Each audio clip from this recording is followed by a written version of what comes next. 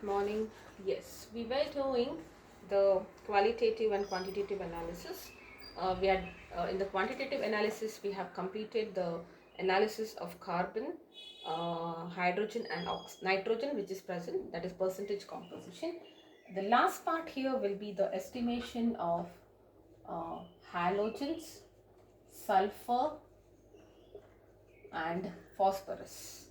Okay, and this technique is called as the Carey's method. Let us now understand Carey's method. Okay, so you have something called as the Carey's tube. This is how the Carey's tube looks like. This is your Carey's tube. Okay, this is Carey's tube. So what are you going to do? You are going to take the known mass of the organic compound. Okay, so this is your organic compound. Okay, you are going to take some known mass, like let me say it is m grams, some 5 grams, 6 grams, whatever it is, some known mass. Okay, and then you are going to add fuming HNO3. This is fuming nitric acid, extremely concentrated, extremely very highly exothermic fuming nitric acid. Plus you are also going to add silver nitrate in the solution. So you are taking a known mass of the organic compound and you are going to add these two substances. Now what will happen, and after that you are going to heat it strongly. Okay, now when you heat it, the halogen which is present, okay, that is going to get converted into your, so the halogen which is present in the organic compound, let me say this is something C something H something something, and it contains halogen. Okay, now that halogen, when it reacts with the silver nitrate, you are going to get silver chloride which will be precipitated, silver halide. It need not be chloride as such, it can be any silver halide in general.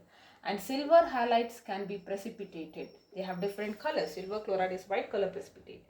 Now once you get this, this is then filtered, washed and then weighed, because it's a precipitate, it's a solid, alright, filtered. So you can easily separate it out by filtration. The residue what you get is collected, washed and then it is weighed. Alright, so let us say the weight, the silver halide whichever is formed, let its weight be W grams. It's a very simple. You add this, you are getting silver chloride which is a precipitate. You filter it. Once you filter it, you wash it and then weigh it. Okay, so you will be calculating the, the molecular mass of silver. I cannot generalize it because I am writing X. So let me say molecular mass of the silver halide is capital M. And what is the atomic mass of that halide, like silver or bromine or whatever? You also know the atomic mass. Let that be X here. Okay, or let me say atomic mass of your halide, correct, of your halide, chloride or something, that is small x. Okay, now we are going to do this. We are saying that when the molecular mass is M, okay, the amount of silver present is X, not silver, halide. Okay, so this is your compound and this is your halide. So in the compound whose atomic molecular mass is M, X amount, X grams, or X is the atomic mass. It's like something like this. Now if I'm saying silver chloride, for example, in atomic mass of silver chloride you will calculate and you will say when the atomic mass is this much, what is silver is only one atom and chlorine is only one atom. So you will say 35.5 grams of chlorine. Okay, so in general, when the molecular mass of the compound is M, it will contain X amount of, X is the atomic mass. If you are taking W grams of the compound, molecular mass, whatever is the same compound, silver halide in general, molecular mass of the silver halide is M, it will contain X halide, correct? So when you are taking W gram of the compound, that is silver halide, what is the proportion of your halide there? Okay, so you will say W grams will contain how much of halide? W into X by capital M grams of halide. That is what it contains. Now if you want to calculate the percentage of halogen, it is nothing but this whatever you are getting, that is the amount of that particular halogen in that compound, that is this much, divided by M or into M, that is the total mass, multiplied by 100. So you can write it this way. Alright, so this is how you calculate. W is the, now it is a simple logic, alright. So this molecular mass contains this much of chlorine. If you are taking 10 grams, how much chlorine it contains? You will calculate that. And then what is the percentage of chlorine in that case? Percentage of chlorine in that particular organic compound will be, you know, whatever you have calculated divided by the total mass, correct? Percentage composition is what? Composition of that component divided by the molecular mass of that organic, whatever it weighs basically, right, into 100. That's all. Okay, so that's how you will be calculating. Alright, so this is the Carey's method. Let us just take a quick example so that you understand this. I'll take one numerical here.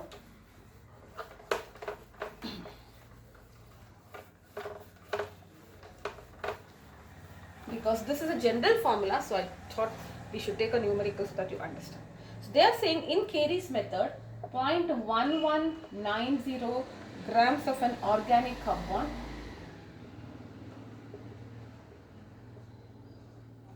gave 0.25 grams of silver chloride. Okay, calculate the percentage chlorine. You have to calculate percentage chlorine present in that particular compound. Alright, so mass of this organic compound is given to you. Mass of organic compound is 0.1190 grams. See, you don't have to actually remember the formula. You can do it logically also, which I'll be doing. Formula anyways, in that formula, this is your M. If you want to remember it, this is M. Okay. Now, what is it saying? How much of silver chloride is formed? So, this is the mass of silver chloride, which was W here. Okay. That will be 0.25 grams. Okay. So, let us now understand the, now we know that the compound is silver chloride. What will be the molecular mass of silver chloride?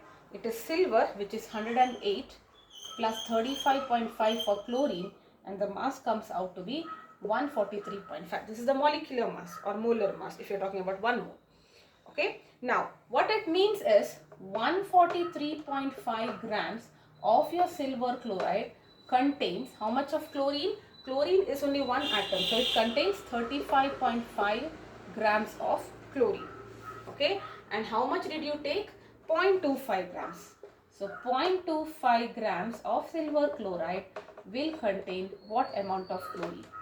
The amount of chlorine present will be 0.25 into 35.5 divided by 143.5, and this comes out to be, okay, or let us keep it this way, you will get some answer here.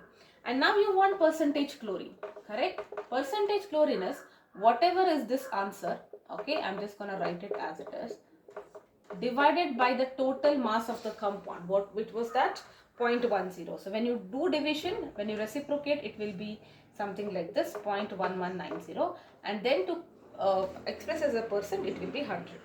So it is 51.97%. Now I'm doing one question. All other questions are very similar to it. Okay, so numericals you can just refer the book. I will just concentrate on the logic. Alright, so how this completes the percentage composition or quantitative analysis of halogen. Now next we will be doing it for sulfur. It's very simple, very simple topic. How do you calculate how much sulfur is present? If sulfur is present, you know, how do we detect sulfur? Once we have detected sulfur, how do we figure it out? Alright, now here also will be, this is the detection of sulfur. Here also we'll be using this Carey's tube. Okay, and in the Carey's tube you are taking your organic compound. Organic compound of known mass. Let us say it is M. Always, just to make sure that we are not getting confused, we are taking this to be N grams. And here also you are adding fuming HNO3. Same thing, fuming HNO3. But we are not adding some silver nitrate, because the idea of adding silver nitrate when we want to detect halogen is it precipitates to give you silver chloride. Now if sulfur is present, we need a precipitate of sulfur. That's the idea. And the best compound, you know, you have studied this, barium sulfate is a good precipitate. So you add, what do? You take fuming nitric acid and then you take sodium peroxide. This is sodium peroxide. Okay, or you can also, or it is, okay, so you can either heat it with fuming nitric acid or you can add some sodium peroxide. Now what happens here is, this is the reaction which will be formed. I'll write it here. If there is sulfur which is present in this organic compound whose weight you have figured out, that sulfur will react with the nitric acid and you will be getting sulfuric acid. So we say sulfur is oxidized to sulfuric acid. Okay. Now this sulfuric acid which is formed here, this acid will be treated with barium chloride solution, so that you get a precipitate of barium sulfate and HCl. This is a white color precipitate. It is then again filtered, washed and weighed. Okay, and let's say the what is that, barium sulfate weight, let us say it is again, what was the norm we had given? Yeah, W grams in general. The same, very similar once you know. See, there we had to write a general molecular mass because it was any halogen. Here you can write the molecular mass of barium sulfate, which is 233 grams. Okay, so barium plus sulfur plus 4 oxygen. Okay, bariums, I don't know, you can check from the book, but anyways, you can remember it as 233. What is the atomic mass of sulfur? Sulfur is 32. Atomic mass of sulfur, 16 and 32. So it is 32 grams. What it means is 233 grams of barium sulfate contains 32 grams of sulfur. If you are taking W grams of barium sulfate, what is the amount of sulfur? Okay, so you will write here amount of sulfur present in this W grams, whatever you have measured. Okay, so what is the amount of sulfur present? It will be W into 32 by 233 grams. Okay, now what will be the percentage sulfur? That is this much, whatever is the amount of sulfur, you got it. Okay, 233 divided by the total mass. So you are going to do a multiplication, division by M it is actually. Percentage of sulfur divided by the total mass of the component multiplied by 100. That's all. Okay, so this will give you the percentage composition of sulfur. So they will give you these two in the numericals and easily you can directly calculate. Very easy numericals. Okay, so this is how you calculate sulfur. Next, let us understand the estimation of phosphorus. Okay, now phosphorus also you are, just a second, yeah, you are going to take this Carey's tube itself. Okay, so let me write on this reaction. So this is estimation of phosphorus.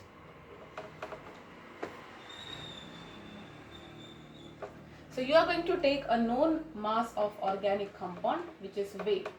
So this is m grams.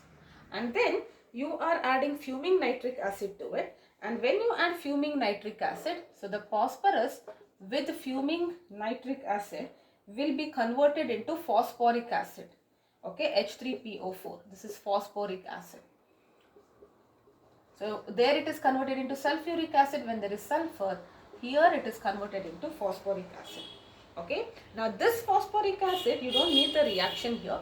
This phosphoric acid which is there, you remember the sulfuric acid, you wanted a precipitate, so you added barium chloride. Here also you need a precipitate, so that you add, what do you add here? You add ammonia and ammonium molybdate. Ammonium molybdate. And when you add this, you will be getting this will give you a yellow precipitate of ammonium phosphomolybdate. We had discussed this when we did the qualitative analysis also. Correct? So you are getting, I'll write the name first and the reaction here I'll be writing the molecular formula. Okay, so what you are getting? Ammonium phosphomolybdate. This is a precipitate. Again, you can filter, wash and then weigh it. Okay, so let us now understand the calculation. Organic compounds mass is m grams. Let us understand what, once you got this precipitate, mass of the precipitate, and what is the precipitate? Ammonium phosphomolybdate. What is the molecular formula? NH4, ammonium Molybdate ion has a valency of 3, so that's why you are writing 3 here. Phospho is PO4. Phosphate ion, PO4 3 minus it is. Ammonium is 1. Okay, so ammonium 1, phosphate 3, you are getting this. Molybdate, it should always end with 8, is always ending with oxygen. And what is molybdate? This is 12, sorry, dot 12 MO molybdenum O3 is 8. Okay, so let us say the mass is W gram. See, I'm just trying to tell you how to remember this. I'm not trying to make it complex. Anyways, you don't need to remember this formula. Only to calculate the molecular mass, you know it. Okay, so ammonium phosphate, you understand. Ammonium phosphate, molybdate, MOO3, molybdenum, and 8. 8 is oxygen at the end, O3 it is. Because molybdenum is having an oxidation of 3. And this is the water of crystallization. So dot 12, not really water of crystallization, but yes, how many molybdate ions are loosely attached to it. That's what it says. Okay, similar to this. Okay, now what is the molecular mass of this ammonium phosphomolybdate? You just have to add all of them, N into 3, hydrogen and all that. You will be getting 1877. So I advise you to remember it, these numbers, because only in sulfur and here you need to remember it, because you don't know the molecular masses of molybdenum and all that. So you can just remember it, molecular mass. Okay. And what is the atomic mass of phosphorus? You know, this is okay. Phosphorus is 15. 15 to the 30 plus 1, 31. Okay, so this is the atomic mass of phosphor. Now again you will do the same thing. 1877 grams of ammonium phosphomolybdate contains 31 grams of phosphorus. If you are taking W grams of this, what is the amount of phosphor? The amount of phosphorus is W into 31 divided by 1877. So what will be the percentage phosphorus? The amount of phosphorus, this is 31, okay, divided by total mass, okay, into 100. That's all. Okay, so this is how you calculate phosphorus. Now there is one more technique of understanding the percentage composition of phosphorus in the given organic compound. Okay, that method also we will discuss. The other method, wherein you are not using this technique here, you are not going to add nitric acid and all that. So what are you doing is, the first step is same, the phosphorus is converted into what is that, and HNO3 will give you phosphoric acid. There you had used ammonia and what was that, ammonia and ammonium molybdate to give you ammonium phosphomolybdate. But here this phosphoric acid, you heat it with a mixture of magnesia mixture. And what is this magnesia mixture? This is a mixture of magnesium sulfate. I'll write it here. You all the four are getting added. Okay, magnesium sulfate, ammonium hydroxide plus ammonium chloride. This mixture is called as magnesia mixture. And what you are going to get is, you are getting a magnesium phosphopyrate. Okay, magnesium phosphopyrate. The phosphorus present in the compound will react with all of this, and you are getting magnesium phosphopyrate. And igniting this, if you just heat this, ignite this, you are going to get magnesium ammonium phosphate, okay, which is a precipitate and which you can filter it. This is a precipitate. Okay, and what is this magnesium ammonium phosphate? Mg2P2O7 plus ammonia plus water. This, when you decompose, you'll be getting this, and this is what we are interested in. Okay, so this is the precipitate, magnesium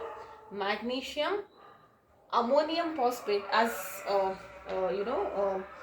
what is that, a magnesium ammonium phosphate precipitate is formed, and this is exactly what we need. This whole thing is what we need. Okay, so what is the molecular mass? Let us now try to understand the calculations here. We will be doing the same thing. So what is the precipitate? In the earlier case was ammonium phosphomolybdate. Here you are getting magnesium compound because you are adding magnesium there. That's all. There you are passing ammonia and ammonium molybdate, right? So that's the only difference. So here you, instead of ammonium phosphomolybdate, you are going to calculate the molecular mass of this compound, that is magnesium phosphate, right? So molecular mass of magnesium phosphate is going to be 222 grams. If so, what will be the percentage of phosphorus? Now phosphorus, let us say atomic mass here in this compound. There is now look at that, there are two molecules, so it is 2 into 31 phosphorus, there are 2, so it is 62. Again the same thing, 22 grams of magnesium phosphate contains 62 grams of phosphor. If you are taking W grams, what it contains, so it is W into 62 by 222, and the percentage phosphorus is divided by M multiplied by 100, that's all. Okay, so this is how you can find out. There are two ways for phosphorus. The only thing is, first step is same, you are still getting phosphoric acid. There you are adding ammonia and ammonium molybdate to give you a precipitate of ammonium phosphomolybdate. Here you are treating it with magnesia mixture, which is magnesium sulfate, ammonium hydroxide, ammonium chloride, and you are getting magnesium phosphopyrate.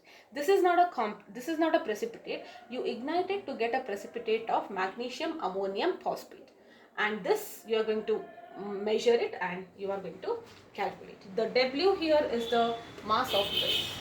Okay, so everything is very similar. At last we are going to do oxygen. How do you calculate the percentage oxygen present in the organic compound? So how do you estimate oxygen? Okay, now there is first method. In the first method, what you are going to do is, we are going to calculate the percentage of all other elements like carbon, hydrogen, oxygen, nitrogen, sulfur and everything. At last, the percentage of oxygen is equal to 100 minus sum of percentages of all other elements. Make sense? See, it's like once you have calculated for carbon and all that, it's very easy, right? You calculated for all other carbon and everything. Remaining, let us say carbon was 20%, something was 13%, something was 14%, 15%. You add all of them and then subtract it from 100. This is the first method. And in the second method, what are you going to do? You have this organic compound, whichever is given. This is pyrolyzed. Pyrolysis is heating at a very, very high temperature. It is pyrolyzed. Pyro is fire. Alright? And then it is the given organic compound you have to measure. It is then pyrolyzed in a stream of nitrogen. At a very high temperature, you are trying to decompose it. Lysis is breakdown, pyro is extreme high temperature, fire. Okay, in the stream of nitrogen, and the gases formed, you will get some gases. Okay, like for example, you have your organic compound, you are heating it, basically pyrolysis, which is heat. Okay, you will be getting oxygen, that this is in the stream of nitrogen, okay, plus other gases. Now what you do is, this oxygen which is formed, this oxygen which is formed, it is passed through red hot coke, which is carbon. Okay, red hot coke, which is carbon, and what you get, this is also taking place at a very high temperature, and you are getting carbon monoxide. Okay, so if I balance this, you need 2 of this. Okay, so let me just write this red coke here. Okay, so it is 2C, and this is a red hot coke. So what are you getting? You are getting carbon monoxide. Okay, now this carbon monoxide, I want to convert it to carbon dioxide. For that reason, what you do, this carbon monoxide which is formed is made to pass through iodine pentoxide, which is very warm. Okay, and when you pass it through iodine pentoxide at about this much temperature, you are going to get carbon dioxide plus iodine. Now you will have to balance this overall. Okay, look at that. Let us try to first balance this reaction, right? So you have carbon is fine, oxygen will be, iodine is 2, this is also fine. Only oxygen is 5 plus 1, 6, and you have 4 here, correct? So if I multiply this by 5, this also 5. 5 plus 5 is 10. Done. Okay. Now if you have 5 carbon monoxide here, I need to multiply this by 5, the whole equation, because and this I will multiply by 2. Okay. So overall if I see, I have 10 carbon monoxide plus how much of oxygen now? 5. 5 oxygen. Correct. Now what is the other thing? Yes, carbon monoxide. No, carbon monoxide will be cancelled because whatever is formed here, it will be used. It is only 10 coke plus 5 oxygen plus 2 into iodine pentoxide, which will be giving you 5 into 2, 10 carbon monoxide plus 2 iodine. Okay. See, what I did is, I'll explain this once again. You take the organic compound, you do a pyrolysis in the stream of nitrogen, you are going to get oxygen and other gases. Now this oxygen you pass through red hot coke, you are getting, this is coke, you will be getting carbon monoxide. This carbon monoxide you pass it through iodine pentoxide, you are getting carbon dioxide and iodine. Perfect. Now what you also need here is, you need to get the overall reaction. Correct? So carbon monoxide is formed here, it is used. Let us try to balance these two. So 2 into 5 and the whole reaction will multiply by 2. So you are getting 10 and 10, only carbon monoxide. So they kind of cancel out. Okay, whatever is, it is like, why are they cancelling it out? On this side it is product and this side it is reactant. Or in other words, whatever is formed, it is getting used up also. Something like that, right? So now if I see, you are having 10, what is that? 10, 5 oxygen, 10 carbon plus 2 this much, and 5 into 2, 10 plus 2 into 1, 2. Alright. So now, how will you do the calculations? Let us see. This is the reaction. Okay, so how will you calculate the percentage composition of oxygen? And it's very, very similar to it. So you will say mass of the organic compound, let it be m grams. Okay, mass of carbon dioxide, which is formed. Okay, now I forgot to tell you this. The carbon dioxide gas is formed. That carbon dioxide gas is basically, its mass is figured out. Okay, so let us say the mass of this is W grams, this which is what it is. Now molecular mass of carbon dioxide, you know it to be, molecular mass of carbon dioxide is 12 plus 32, which is 44 gram per mole.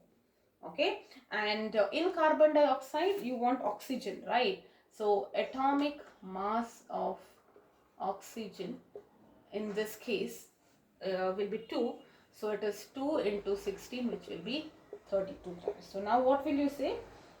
Wait 1 minute. Molecular mass will, 44 grams will contain 16 grams of oxygen. Yeah. Okay, atomic mass, yeah, it's 16, sorry, yeah. Okay, it will contain 16 oxygen, 8 and 8 into 2, correct? So yes. So W grams, now you will say 44 grams of carbon dioxide will contain 16 grams of oxygen. What is that? How much did we take? Yes, W grams will contain how much? So it is W into 16 by 44 into M into 100. That's all. Divided by M here, which means percentage composition. So this is percentage composition of oxygen. If I want, I will just take up one question on this and we are done. Okay. If you see, all of them is same here. So instead of remembering it as a formula, you can do it right here.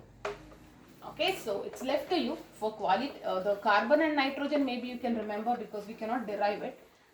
Whatever I did in the previous video, this video is very easy it is.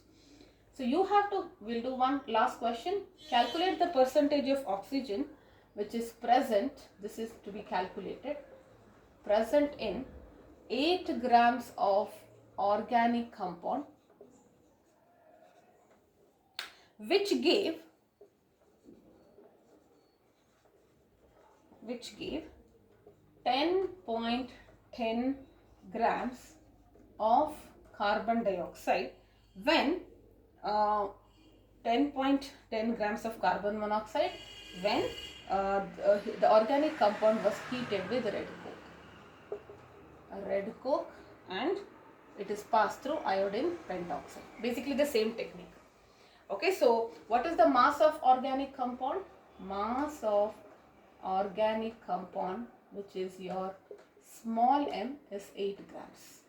Okay, mass of carbon dioxide, which is your small w, is 10.10 grams. Correct? Now you will say 44 grams of carbon dioxide will contain 16 grams of oxygen. Okay, and 10.10 grams carbon dioxide will contain what amount of oxygen? Alright, so